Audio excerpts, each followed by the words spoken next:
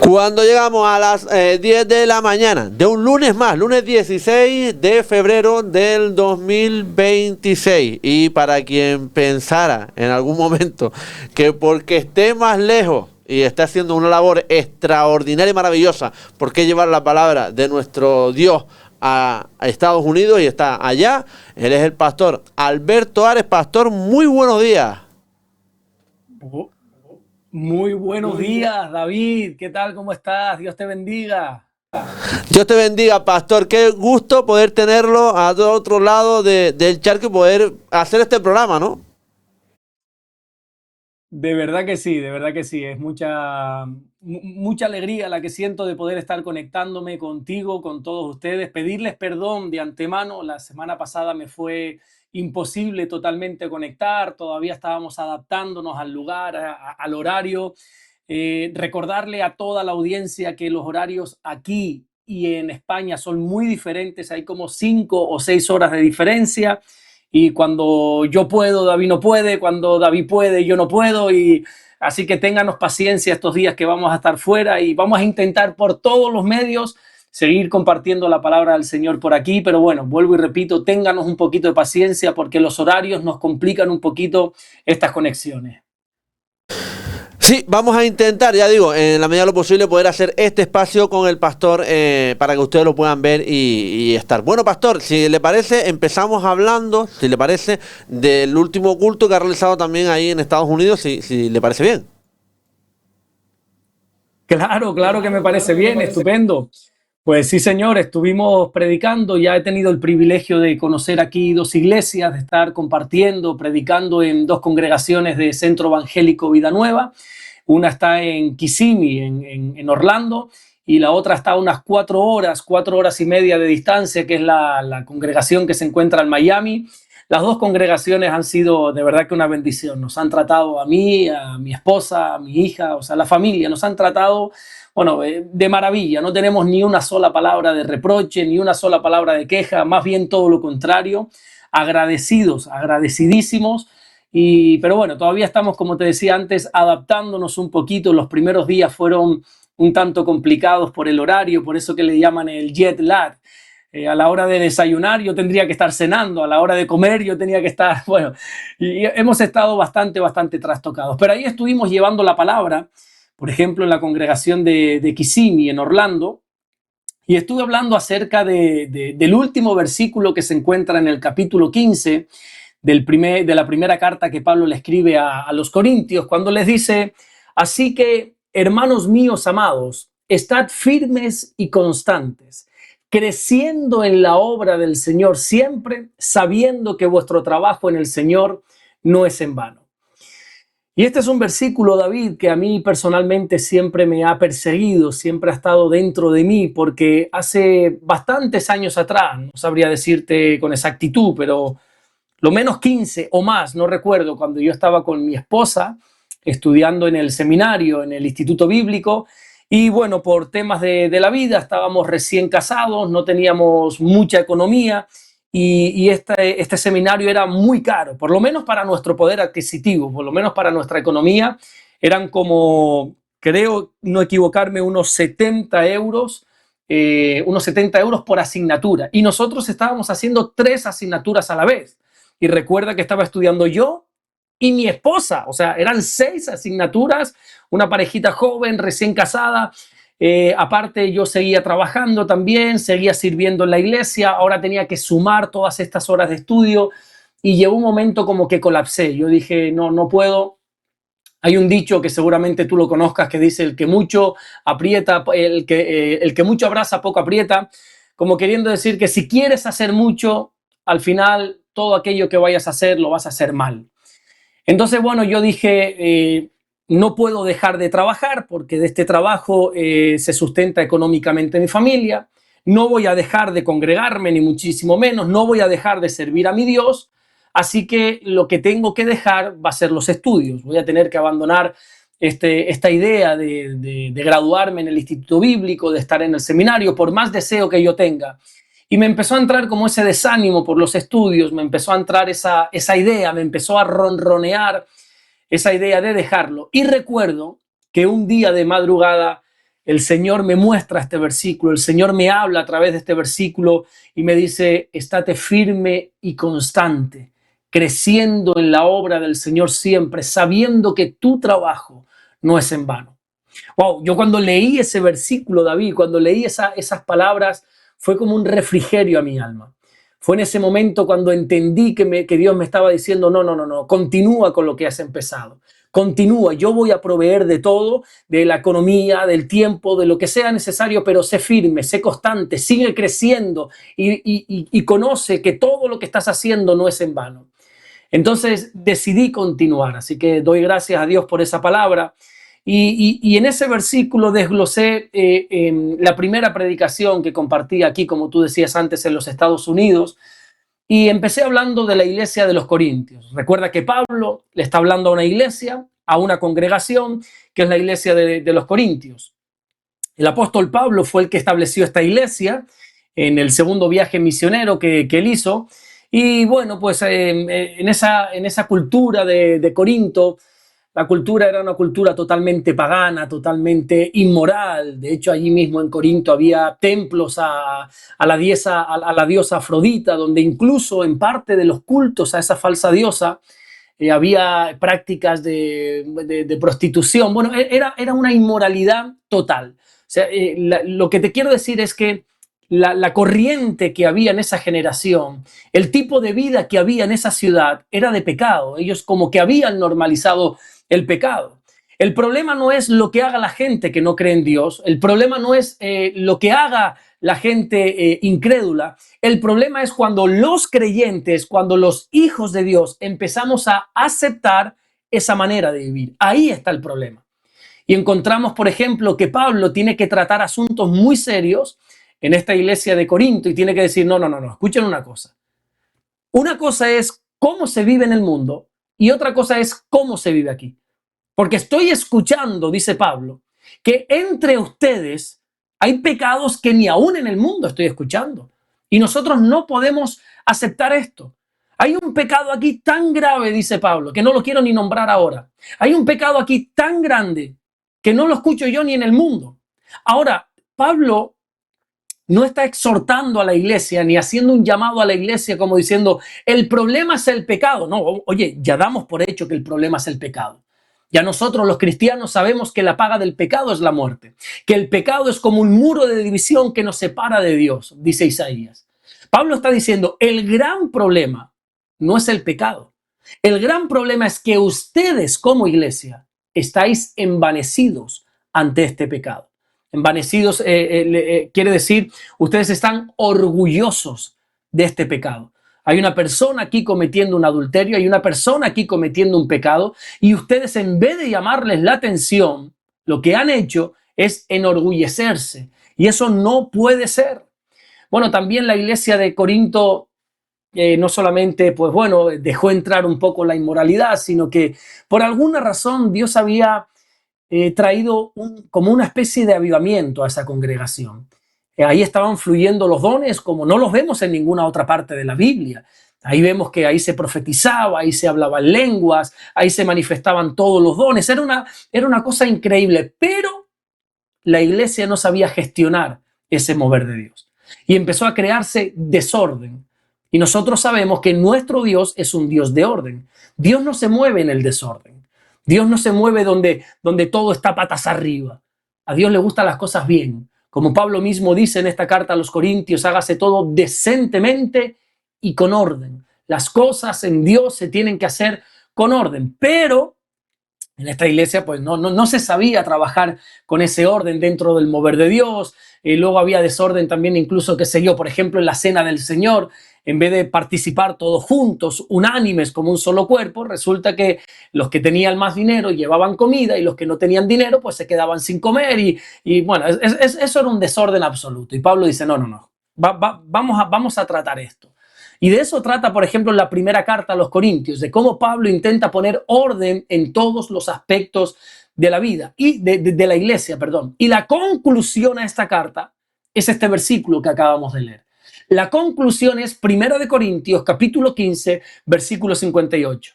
Cuando después que Pablo haya estado explicando todo eso, intentando traer orden, traer ese orden a la iglesia, les dice, bueno, ustedes tienen que estar firmes, constantes, sigan creciendo, sabiendo que nada de lo que están haciendo es en vano.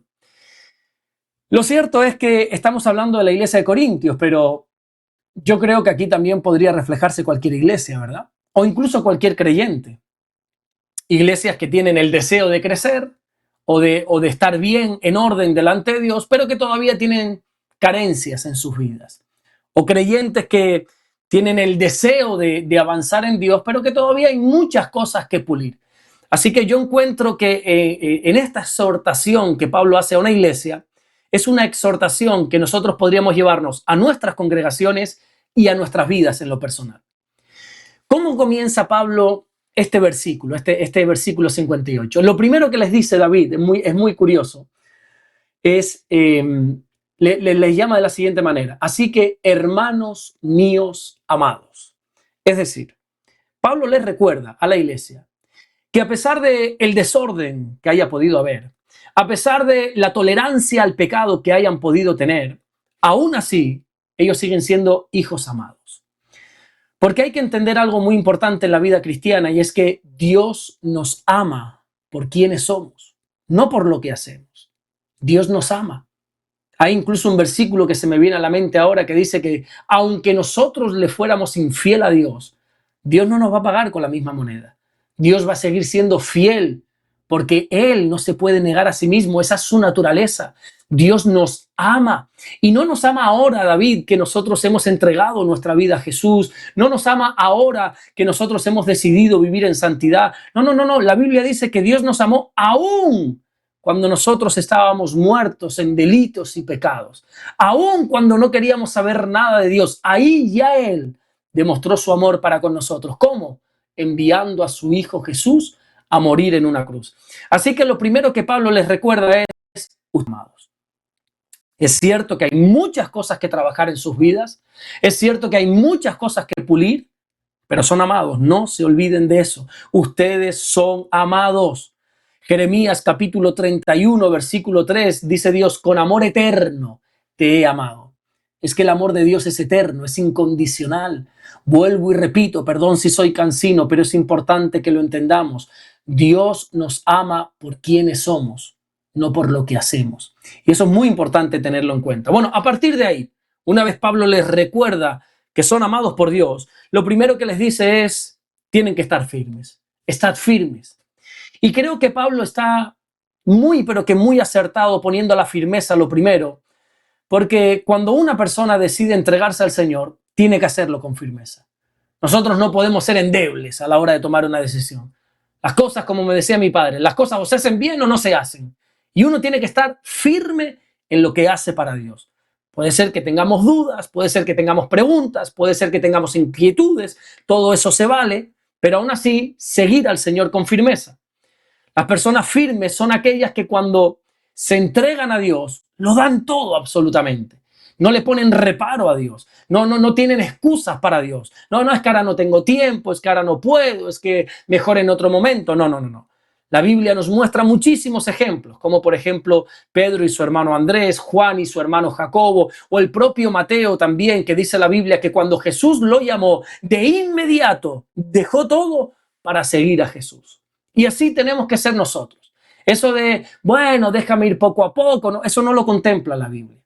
Y por desgracia te diré que todas aquellas personas que quieren llevar su relación con Dios poco a poco, terminan apartándose de Dios. Por eso Pablo, que sabe mucho más que nosotros, creo yo, dice, estén firmes en el Señor. Estate firme. No puedes estar que sí, que sí no. A Dios no le gustan los tibios. Y nosotros tenemos que estar firmes por el Señor. Y si te das cuenta, nosotros siempre es como que tendemos a bajar la firmeza, tendemos a bajar la intensidad con el paso del tiempo, ¿verdad? Empezamos fuertes, pero lo vamos dejando todo a medias y no puede ser. Uno tiene que tomarse su relación con Dios firme. Por eso desde aquí hago un llamado a todos aquellos que nos están viendo y a todos aquellos que nos están escuchando a que estén firmes delante del Señor. Lo segundo que Pablo demanda es que no solamente tienen que estar firmes, que eso es principal, eso es importantísimo, sino que tienen que ser constantes. Ese versículo 58 dice, así que, hermanos míos amados, estad firmes y constantes. ¿Qué quiere decir eso? Bueno, que hay gente que empieza con firmeza, hay gente que empieza su relación con Dios de una manera firme, convincente, pero luego no son constantes. A la semana o al mes o qué sé yo, o a los 2 meses o al año, el tiempo que sea, como que aflojan su servicio a Dios. Y Pablo dice, no, eso no puede ser. Aquí la clave está en la constancia. Pablo dijo mucho más adelante, he terminado la carrera. Aquí se trata no de empezar bien, aquí se trata de acabar bien. Aquí se trata de terminar la buena batalla de la fe, de pelearla hasta el final. Jesús mismo dijo, el que permaneciere, el que perseverare hasta el fin, ese será salvo. Aquí no se vale decir, no, es que yo un día en los años 80, en los años 90 entregué mi vida al Señor. No, olvídate de eso. Hoy, ¿qué estás haciendo? ¿Estás siendo constante en tu búsqueda de Dios? ¿Estás permaneciendo? Y eso es lo que nosotros tenemos que saber. No podemos ser inconstantes, ¿verdad? Como niños fluctuantes, ahora que sí, mañana que no. No. El inconstante, dice la Biblia en el libro de Santiago, no puede recibir nada de Dios. Y uno tiene que ser constante en todo lo que hacemos. Y creo que hace unas cuantas semanas atrás, David, hablábamos o tocábamos un tema similar y yo decía, honestamente, ¿cuántas cosas tenemos a la mitad en nuestra vida, verdad? Creo que estaba hablando de Nehemías, de cuando los muros iban a la mitad y yo decía, ¿y cuántas cosas tenemos a la mitad? ¿Cuántos libros empezamos a leer y los hemos abandonado? ¿Cuántos proyectos dijimos, sí, voy a llevarlos a cabo y a la mitad lo dejamos? Y muchísimas cosas. Y eso es no ser constantes. Y Pablo nos está llamando a que en el Señor seamos constantes, que estemos siempre caminando con el Señor. Pablo añade una tercera. Estoy intentando ir un poco más rápido de lo normal para dar también un tiempo a las preguntas, David, porque no podemos gozar del mismo tiempo que teníamos antes, pero si tienes alguna duda, alguna pregunta, bueno, te iba a decir como si fuera tu programa, es que es tu programa, tú deténme y seguimos hablando. Bueno, Pablo añade una tercera cualidad más en nuestro caminar con Dios. Él dice, así que hermanos míos amados, estad firmes, estar constantes, creciendo en la obra del Señor siempre. Es decir, después de coger firmeza, después de ser constantes, tenemos que estar creciendo en la obra de Dios. Por eso te pregunto algo. ¿Estás creciendo espiritualmente? A todos aquellos que nos están viendo o escuchando en este día, ¿estás creciendo espiritualmente? ¿O simplemente estás, ¿cómo decirlo?, sobreviviendo en el Señor? ¿Estás creciendo o simplemente estás cumpliendo días, cumpliendo años en la iglesia? Porque hay gente, mucha gente, que presume de su tiempo en el Señor. Es que yo llevo 20 años. Es que yo llevo 50 años. Bueno, gloria a Dios. A mí ya me gustaría a mí decir dentro de unos cuantos años, llevo 50 años en el Señor. Oye, eso es precioso y eso es digno de honrar. Pero estás creciendo dentro de esos 50 años, dentro de esos 20, dentro de esos 5 años, dentro de ese año que llevas en el Señor. ¿Has crecido o te has estancado? ¿Has avanzado en el Señor? ¿Ha crecido tu conocimiento en cuanto a Jesús? ¿Ha crecido tu relación? ¿Ha crecido tu tiempo de oración con Dios o no? Porque si no es así, no ha servido de mucho todo ese tiempo. Por eso Pablo dice, no, crezcan, tienen que crecer, crezcan en la obra del Señor. Ahora, que mira esto que interesante, porque Pablo no dice que crezcamos en Dios, sino que crezcamos en la obra del Señor. El llamado es a crecer en la obra, en el servicio. Entonces, preguntémonos ahora, ¿estoy creciendo en el servicio a Dios? Suele pasar, yo sé que esto le va a sonar no sé cómo decirlo, al chino, a mucha gente. ¿En serio pasa eso? Bueno, desgraciadamente, algunas veces. Puede pasar que hay gente que con el pasar del tiempo dice, no, yo ya no estoy para esto. No, yo ya como he llegado a un nivel en la iglesia que yo ya no estoy para hacer esto, para hacerlo. Mira, yo soy el pastor de 2 iglesias. Estoy pastoreando, gracias a Dios, 2 iglesias. Atiendo muchas otras cosas. Ahora mismo estoy saliendo para atender otras cosas. Soy una persona, te lo puedo garantizar, muy pero que muy ocupada. y bueno, con mucha responsabilidad sobre mis hombros. Pero la iglesia, por ejemplo, la de Morrojable, que es donde yo más estoy, porque es donde vivo, todos los que llegan temprano a la iglesia te pueden decir y asegurar que soy un perfeccionista colocando sillas. Y yo coloco las sillas de la iglesia. Las coloco, las pongo en su lugar. Y uno podría decir, pero bueno, vamos a ver, pastor, tú no estás para colocar sillas. Bueno, ¿y qué pasa? Aquí hay niveles. ¿Qué pasa? Que cuando ya llevas un año en el Señor, ya tú no estás para colocar sillas. Ahora ¿para qué estamos? Uno tiene que crecer en el Señor y no dejar de servir nunca. Nuestro llamado es a servir y a crecer en el Señor. Tenemos que crecer. Ahora, hay que aprender a diferenciar qué es lo que es crecer, porque una cosa es crecer en este mundo y otra cosa es crecer en la obra de Dios.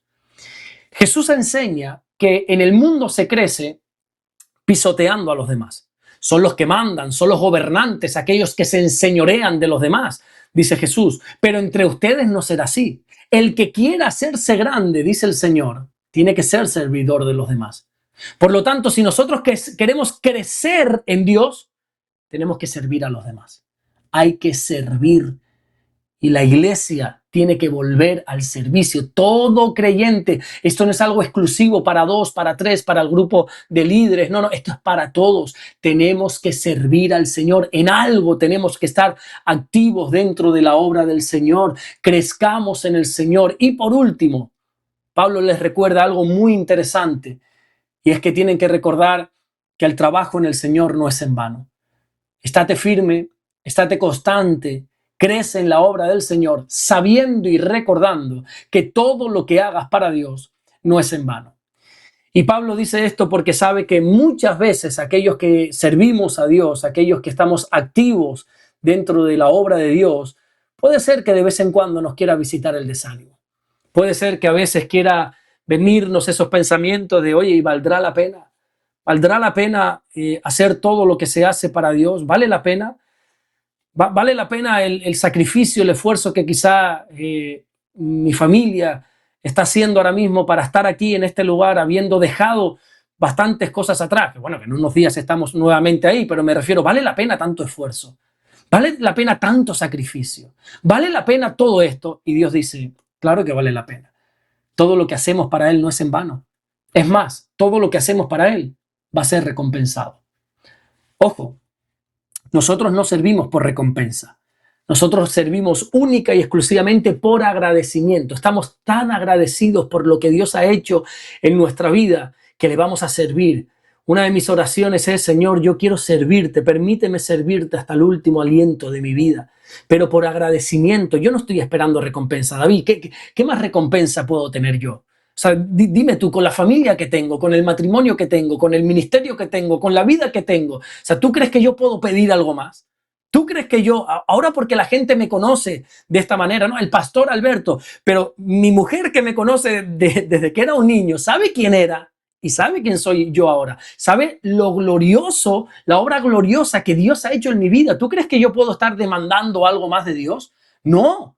En absoluto, yo lo sirvo por simple agradecimiento. He entendido lo que Él ha hecho por mí y la única manera de demostrar mi gratitud es sirviéndole, única y exclusivamente. Pero sé que lo que hago no es en vano. Lo que es en vano sí son muchas horas extras que he hecho yo en el trabajo y otras cosas más, pero servir al Señor no es en vano. Y servir al Señor nos hace grandes. Eso nos enseña Jesús.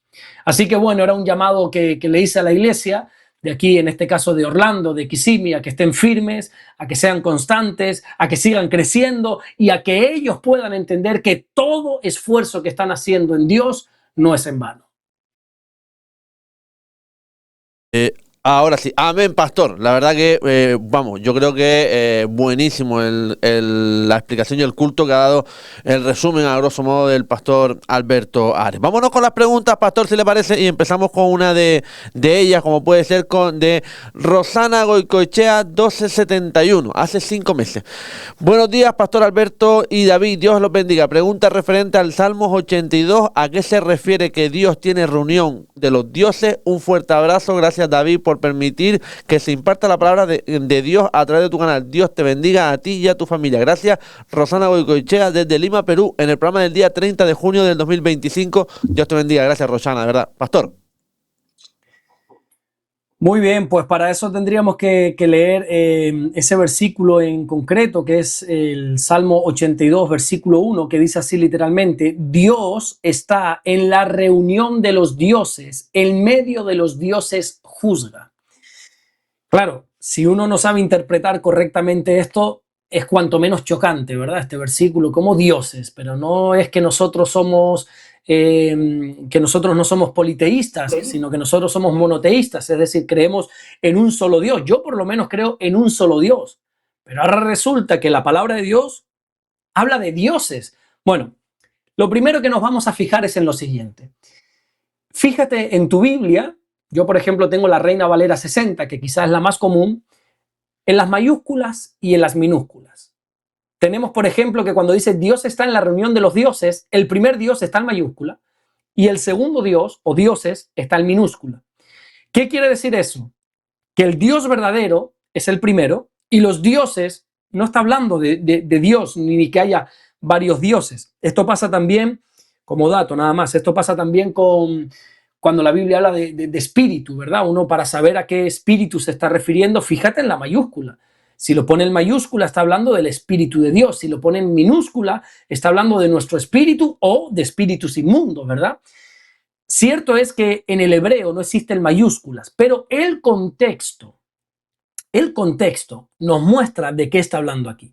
Por ejemplo, si nosotros nos vamos al versículo 7 de este salmo, allí se nos aclara que habla de moriréis como hombres.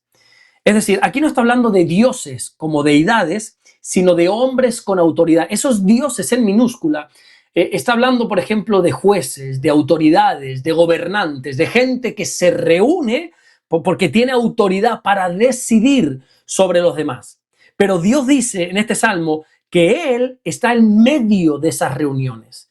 Es decir, Dios está por encima de cualquier gobernante, de cualquier político, de cualquier juez, de cualquier persona con autoridad. Dios siempre está por encima. En la reunión de los dioses, Dios está en medio de los dioses juzga, dice la Biblia. Dios tiene el poder de juzgar a toda autoridad aquí en la tierra. O no decimos continuamente que Dios es el Rey de Reyes y el Señor de Señores, porque Él está por encima de todos los demás. Como curiosidad, ¿tú te has fijado, David, que todo judío tiene como un sombrerito pequeño aquí arriba en la cabeza? No sé si te has fijado alguna vez. Sí, por supuesto. Bueno, eso ¿por qué es o para qué es? Eso se llama kipá, ¿verdad? Los judíos le llaman kipá. ¿Por qué se ponen eso? Bueno, es una enseñanza muy bonita. No quiero decir que lo hagan, ni mucho menos. Es más, no lo hagas. No seas religioso, porque eso es religiosidad. Pero la enseñanza es muy bonita. Ellos se ponen eso aquí para recordarse continua y permanentemente que siempre hay alguien por encima de ellos. Ellos no son la máxima autoridad. Ellos siempre tienen algo, siempre se ponen algo encima, en este caso la kipá, para recordarse que hay algo por encima de ellos. Y ese algo, evidentemente, es Dios. Dios siempre está por encima del ser humano. Dios siempre está por encima de cualquier persona, llámese juez, llámese político, llámese gobernante, llámese de cualquier autoridad. Dios está en medio de las reuniones de los dioses y Dios juzga a esos mismos dioses que se dedican a juzgar aquí en la tierra. Amén, amén. Pastor, ahora sí, vamos a seguir con más preguntas. Isabel Sánchez, guión E4Y, dice: oye, ¿y qué pasa con mi familia que no tenía ninguna religión y que ya fallecieron? ¿En qué lugar los tiene Dios? Es una pregunta del programa del día 16 de junio del 2025, pastor. Bueno, da igual que no tuvieran ninguna religión o que tuvieran alguna religión. La religión no salva, ya lo hemos visto muchas veces, ¿verdad? Y si alguien no lo ha escuchado, lo vuelvo a recordar. No hay religión que valga, que salve. No hay iglesia que salve. No hay nada que traiga salvación salvo Jesús. Da igual la religión que tú tengas. Eso no te va uno no va a ser salvo por ser cristiano. Uno no va a ser salvo por ser católico. Uno no va a ser salvo por ser mormón, testigo de Jehová, evangélico. No. Uno es salvo cuando cree en Jesús.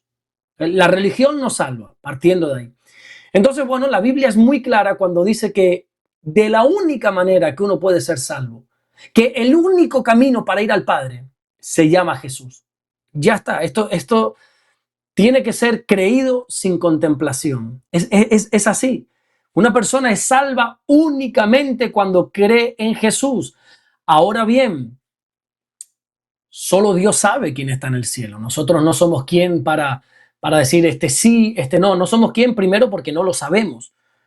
Aunque esta hermana que se llama Isabel Sánchez dice, bueno, mi familia no tuvo religión. Bueno, pero tú no sabes si esa persona creyó en Jesús o no, si le entregó su vida al Señor o no, o quizá tienes la certeza de sí o no. Pues entonces uno tiene que tenerlo claro. Lo que no podemos hacer tampoco es consolar de una manera ficticia. Yo que me ha tocado ya oficiar unos cuantos funerales, bueno, pues en los funerales muchas veces tienes que dar alguna palabra de ánimo, decir cosas, ¿verdad? Pero nunca miento en el sentido de decir, no, yo estoy seguro que ahora tu padre, tu madre está en el cielo. No, porque si sé que al final esa persona no era creyente, no había creído en Jesús, ¿por qué le voy a estar dando ese consuelo que no es? Y por otra parte, yo no sé si esa persona recibió o no recibió a Jesús. Hay un solo caso en la Biblia, uno, y esto nos enseña que esto no puede ser un patrón para nuestra vida. Hay un solo caso en la Biblia donde en el último suspiro de la vida de alguien recibió a Jesús en su corazón y pudo irse al paraíso. Estoy hablando del ladrón en la cruz, de ese hombre que murió al lado de Jesús.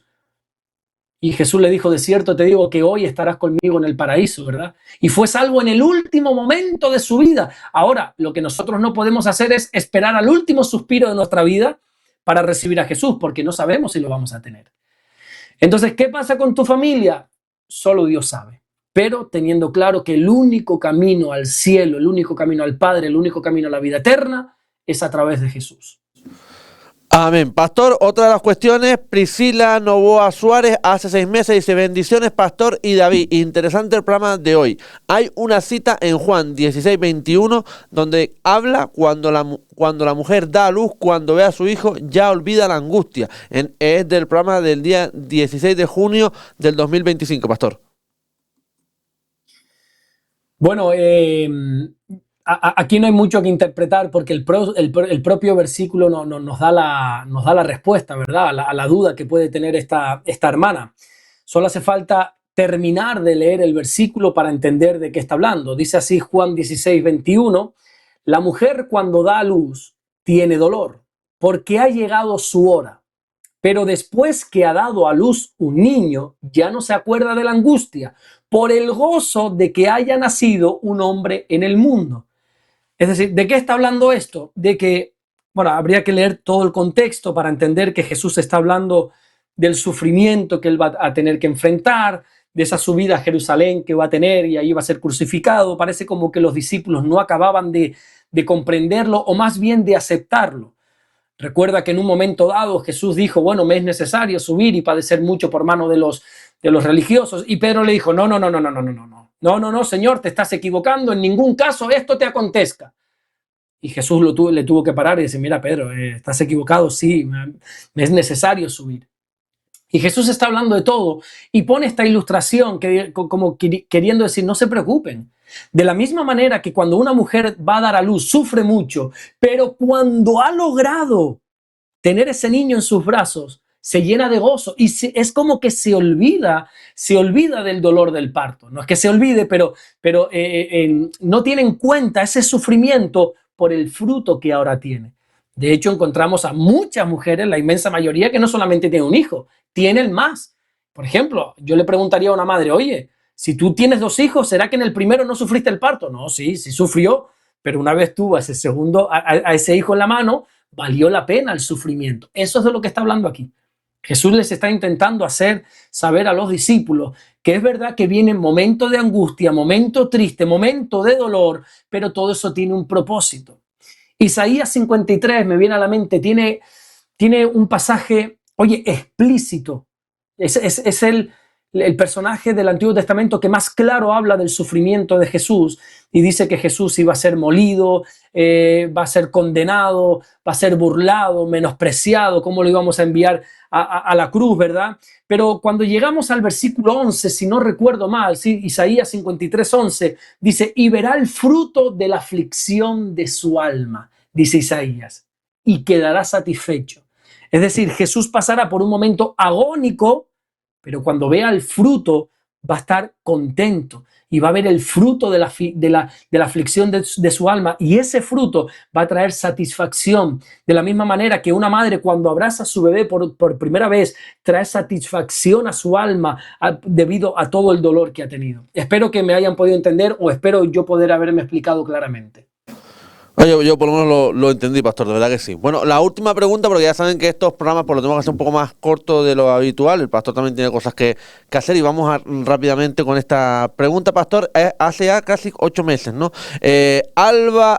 Olga Gómez Ruiz, 4354. Esto también se ha hablado en otras veces, pero lo vamos a preguntar al pastor. Bendiciones a David y al pastor Alberto. Dios los bendiga por sus prédicas, son muy interesantes. Pastor, quería saber qué tan importante es el modo de vestir de los pastores en los cultos. Yo veo que hay pastores que se visten elegantemente para hablarle a la iglesia. Yo quisiera que usted cambiara su manera de vestir en los cultos, ya que nosotros nos colocamos nuestra mejor pinta para ir a los cultos a escuchar la palabra de Dios. Muchas gracias, pastor. Bendiciones. Olga Ruiz, 4354. Pastor Alberto. Bueno, ni mi madre me ha pedido que me cambie la manera de vestir, ¿no? Bueno, está bien, hay que respetar a todo el mundo. Si no le gusta mi manera de vestir, pues gracias a Dios hay muchísimos pastores, muchísimos predicadores y, bueno, fuera de broma. Voy a entender que a algunos no les guste cosas de mí, es entendible. Aquí el único santo y perfecto, el único varón justo se llama Jesús. Y yo no pretendo agradar a nadie, solamente al Señor. Por otra parte, decir que yo no sé que no le puede agradar de mí. ¿Por qué no me pongo corbata? Sí, lo cierto es que no me pongo corbata. Puede ser que hace 20 años, cuando era un niño, me puse una para una boda porque me medio obligaron, pero no me gusta ponerme corbata. Es muy raro verme a mí de traje y chaqueta, ¿verdad? Salvo quizá en una boda, en un funeral, hay que ir bien, ¿vale? Pero no, para los cultos yo no me pongo corbata. No creo que una corbata a mí no me hace más santo, ¿verdad? Y creo que una camisa de botones o algo tampoco me hace más pecador. Yo creo que la ropa refleja un poco quiénes somos, pero no marca nuestro carácter de una manera clara. La Biblia habla de la manera de vestir, hay que ser una manera de vestir con pudor, con respeto, con elegancia. Pero bueno, yo también entiendo que un pastor no se debe vestir, no se debe subir a una plataforma o a un atril o a un púlpito en pantalón corto. Bueno, eso ya no solamente es una obscenidad, sino que es una falta de respeto a la congregación. O subirse con una gorra. Ya últimamente veo yo, a mí me gustan mucho las gorras, pero yo no se me ocurriría subirme al púlpito con una gorra. La gorra tiene su momento para cuando vas a la playa, para cuando vas a dar un paseo, ¿verdad? A mí me gustan, por cierto, ya me he comprado alguna aquí en Estados Unidos porque hay muy chulas. Fui a una librería cristiana y me compré una. Pero hay momentos para ponerse la gorra. Ahora yo te estoy hablando aquí, estoy en pantalón corto, porque no se ve, se ve de aquí para abajo, se ve de aquí para arriba, que diga, pero no se me ocurriría subirme en bermudas, en pantalón corto a un culto, o no sé. Cuando esta hermana dice, no me gusta tu manera de vestir, bueno, bien, está bien, entendible y respetable, pero si esperas de mí que me vaya a poner corbata, es mejor que busques otro pastor o otro predicador, porque creo que de momento en mí no lo vas a encontrar. Pastor Alberto Ares, de verdad, muchísimas gracias y vamos, que le deseamos que siga dando, como le he comentado, ¿no? La palabra de nuestro Señor, llevándola por Estados Unidos, por todo el mundo, de verdad que sí. Agradecido poderlo tener aquí un lunes más. Gracias, de verdad. Dios me lo bendiga. Muchas gracias, David. Y por cierto, aquí es que no me escapo porque aquí todo el mundo, desde que he llegado, las entrevistas de David, me encantan los programas. Digo, pero también aquí, oye, pero es que... Ahí somos muy vistos, es el segundo país más visto, Estados Unidos.